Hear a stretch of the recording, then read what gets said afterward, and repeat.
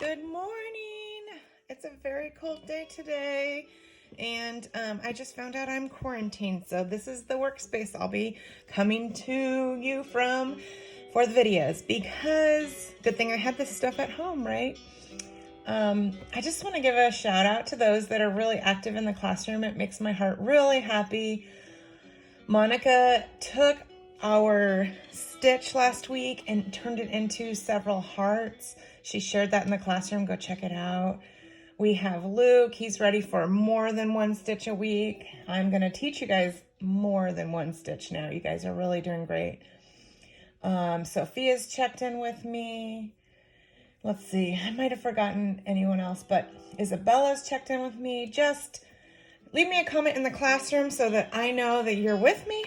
And if you have any questions, and ask them. I actually started asking kids if they thought we should do more. And so I know that the list says that we're going to do one stitch a week. We're actually going to start with 2 stitches a week. And then that way it'll give us a little bit of time at the end for a project. And I think that that will be more meaningful. You'll take this and run with it. I've already set up my string, have a knot at the end, a little bit of tail, and I'm not going to let this go closer to there. We're going to do this stitch this week. It's called the back stitch. It's one of the stitches that I do most often. Looking at the back of my work, I'm going to start on the back. I just run it at a 45, kind of just to leave a little mark. Start at the beginning of my line. Go forward. I'm going to go forward. What is that? Could be 1/4 to 1/2 of an inch. And then the back stitch, you go through the middle of that. So you're going to go in and split the thread. Doesn't have to be equal. This is a really nice classic stitch. You're going to go forward the same amount. So try to keep it a consistent amount. You'll come up with what works for you. I use this stitch a lot. So you're just going to keep going. I hope you had a great week. Something really sad. I was working on another stitch along. It was flowers in a teapot. I might have told you, but my dog chewed it up. I'm so sad about that, but I am going to restart because I really want to share with you guys my progress on that. So go forward, same amount. Bring it down. Make sure you pull it. If you pull too tight, you're gonna leave little marks. That's what the back should look like. Looks similar to the other stitch. Go all the way till the end. I'll give you guys several options for the project at the end, because I'm thinking that that would be a nice way to end this entire 9 weeks. And we'll use several of the stitches in that project.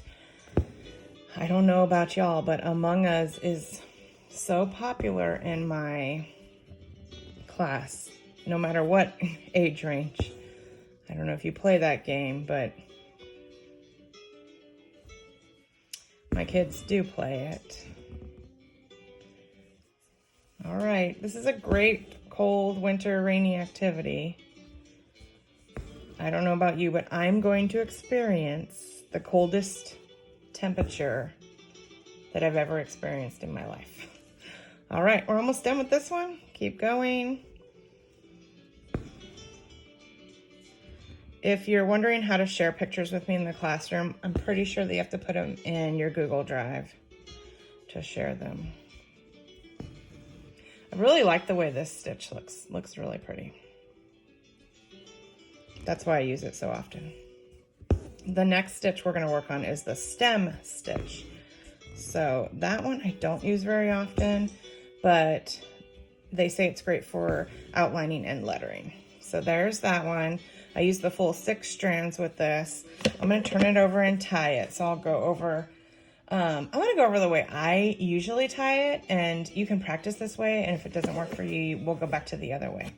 So I twist it to make a circle, put the needle in, And then I kind of shimmy that loop so that it's flat against the fabric. Push that down and pull. That leaves like a nice little knot really close. Let me do that again. I grab it, turn it. I have a circle. I'm gonna place the needle inside that hole. And this is the part that we really wanna make sure that it's flat on the fabric so it'll be a knot really close to the fabric. Let's go over the other way that I taught you. So I'm gonna take this needle off. I'm gonna trim it shorter because it's a lot easier. And I could probably go in a little bit. Here we go. So I split, and then I do like tying my shoe, remember? I might have cut it too short. Do it 2 times and you're good.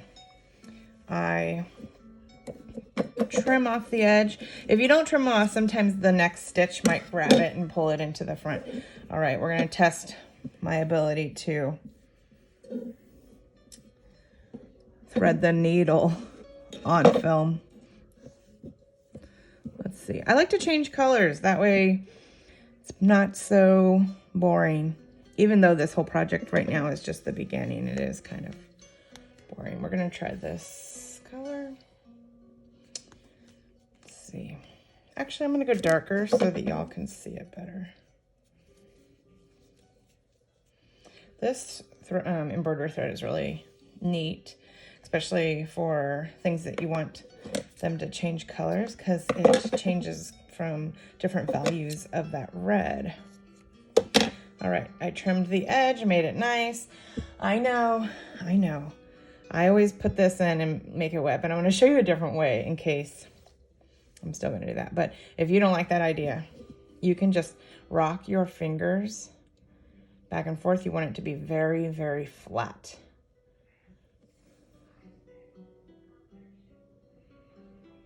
Beautiful. Okay, working on tying the end. I see like a little white string here. All right, tying the end, make a circle. Put the tail in, pull it. Do that again, make a circle. Put the tail in, pull it. You can get the knots on top of each other. You are awesome. All right, going back. So we're gonna do our 3rd line. It's called the stem stitch. Same way, start in the back so that all the little extras are on the back. Bring it up until it stops. Go out. Thinking this is also probably about a 1/2 inch. Don't pull it all the way in. You're gonna leave a loop. Bring that needle to the middle, go up and keep that loop on the same side. So I'm always gonna keep the loop away from me. If you're doing a curved line, so for example, like a circle, you'd want that loop to be on the outside. I'm gonna go in a little bit. The second one,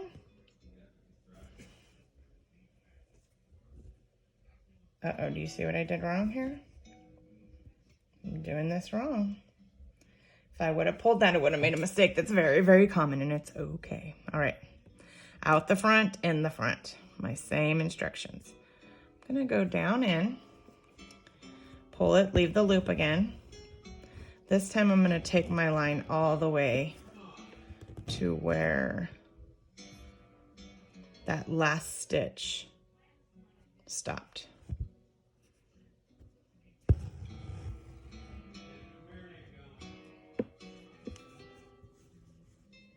All right, do it again.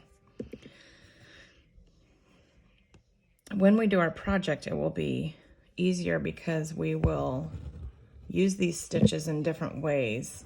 And then the part that will be hard is when it's your own project, remembering that you could do more than one stitch.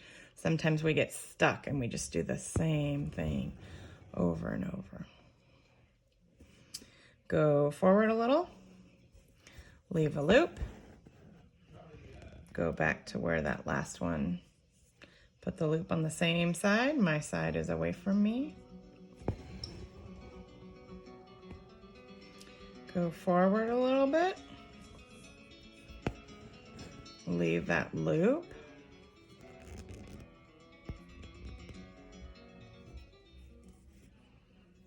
Put the loop away from me, pull.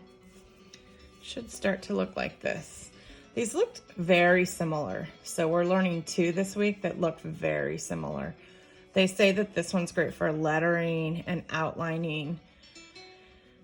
And I have to agree, I've done letters before and I wish I would have done this stitch. Go forward a little. Leave a loop, come back.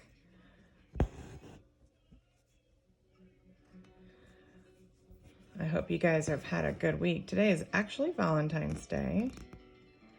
I got an amazing picture yesterday of these Gerber daisies just coated in ice, dripping. It kind of summarized Valentine's Day up for me. All right, we're almost done with this one. That'll give you 2 stitches to practice this week. So here's another mistake. Sometimes I don't think about it until I'm doing it. I'm running out of string before I get to my tail. So I could pull this a little bit and make the tail a little shorter. Just don't want to pull it and have to rethread my needle.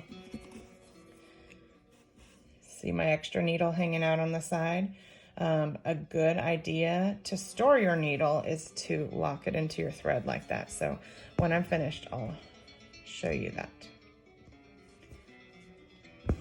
There's been lots of needles that have made their way to the floor at my house.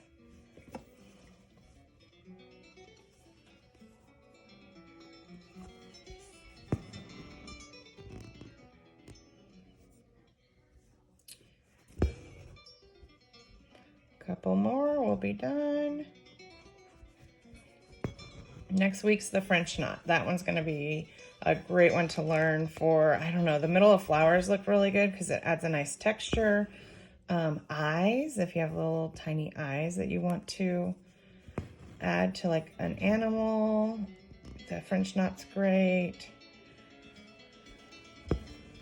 All right, that is a beauty.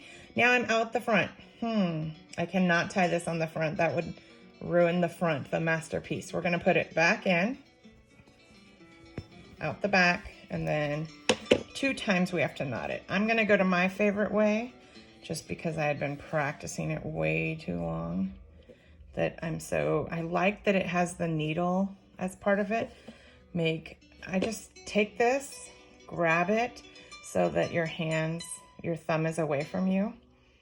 Twist it, put the needle in, shimmy it down, push and hold, done. All right, even though this isn't enough string to really do anything with, I kind of keep it and just do that so that I can see my needle. It's a safe way to keep my needle. That way I'm not just setting it on top with the risk of it falling off. So leave a comment in the classroom if you have something that you would like to see us do for our final project. It can be anything that we'll outline. We're going to learn some fill-in stages. I cannot wait to see your projects and what you come up with. One day, I have this vision that one day I would really like to be able to do this with all of you in person. Maybe, huh? That'll be great. I hope you have a great day. Any questions you have, leave me a comment. I hope you have a great day. Bye.